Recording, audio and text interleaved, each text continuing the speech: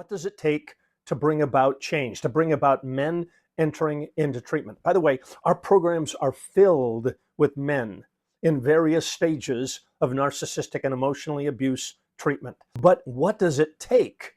Here it is. Here it comes.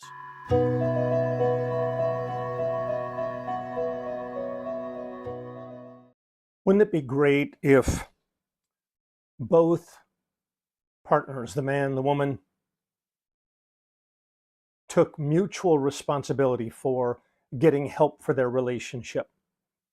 Wouldn't that be great? Well, it would be great, but it's not the case. Hello, I'm Dr. David Hawkins, director of the Marriage Recovery Center and the Emotional Abuse Institute. And I want to talk to you about a terrible pattern that I see, a terrible, terrible pattern. But it's the truth, and we need to start from here and then move forward. The pattern is this. It is difficult to motivate men into treatment.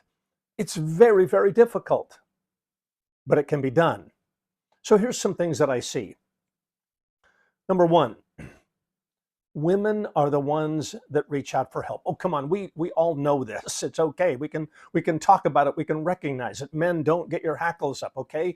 It's true. 90% of the calls that we receive, 90% are from women. The 10% are from men who are facing a crisis in their life, in their marriage, because she has moved out. She has separated. She's filed for divorce. So, point number two. Women call in desperation. Desperation, help me.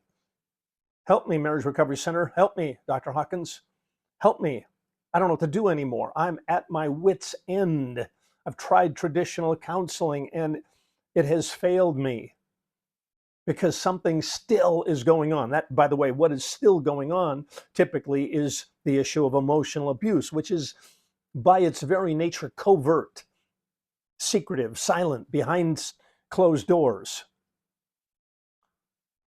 And so, point number three, men typically don't reach out or realize their need for help until it's too late or nearly too late. It is late in the game. In fact, when men call me, I say, my goodness, didn't you have warning signs? Well, I guess. Well, haven't you heard that she was really unhappy? Well, I guess, I think. What do you mean you think? Wait a minute. And then when I talk to her, this woman in this emotionally abusive relationship, I say, have you told him that how unhappy? Oh, have I told him? I've written him letters. I've confronted him. I've dragged him to counseling several times before. Yes, I've told him. I've told him and told him and told him. And he didn't take me seriously. So that's quite perplexing, isn't it? How is it that he didn't hear? Why is she the one now calling for help yet again? Why isn't he calling? Why is my phone not ringing 50% women and 50% men? Why is that?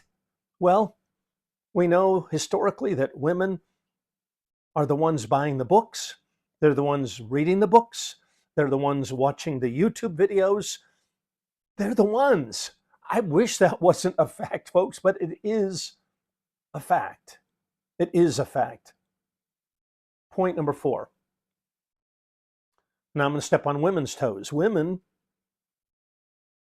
try to coach the man into getting help, try to convince the man into getting help, try to implore him into getting help, try to overfunction to get him into help, and then what they don't do and what they need to do. And they tell me this, folks. I'm just telling you what women tell me every day of the week. They say, I'm not very good at setting boundaries. All right, fair enough, fair enough. And so they need to get better at setting boundaries. And a quick definition of a boundary without consequences is not a boundary. It's not. It's a wish, it's a hope, it's a statement of frustration. And do statements of frustration need to occur? Yes, they do. Do clear statements of, I'm frustrated, I'm unhappy. Does that need to occur? Yes, it does.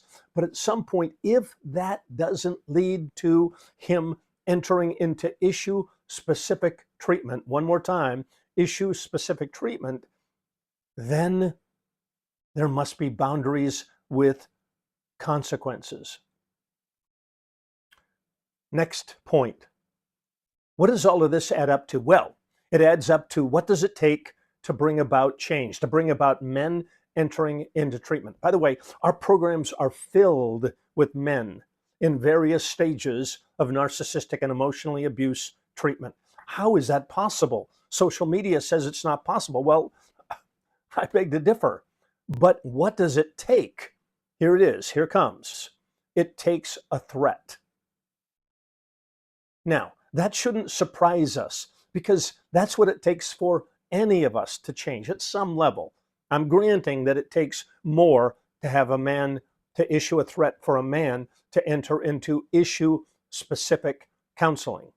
But nonetheless, we've got to wrap our brains around this idea that it is going to take a threat. A threat of what kind? A threat that he's going to lose something important to him. Oh, I know. Now, some of you are thinking, wait a minute now, the relationship isn't that important to him.